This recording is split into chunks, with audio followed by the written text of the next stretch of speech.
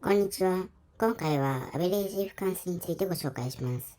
サンプルのデータがありますので概要欄を確認してください。アベレージif関数はアベレージ関数と if 関数の組み合わせです。まだ動画を見ていない方は先にそちらを見てください。アベレージif関数は条件に合ったものの平均値を取る関数です。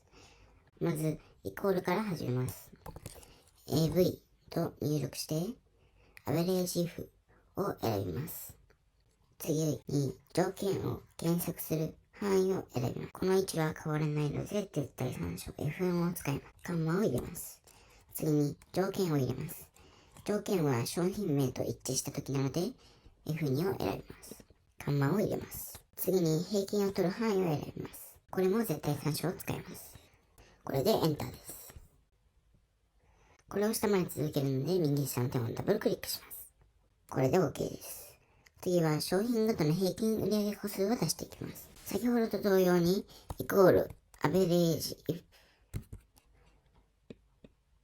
A2 から A8 までの絶対参照。条件は商品名。足し算する。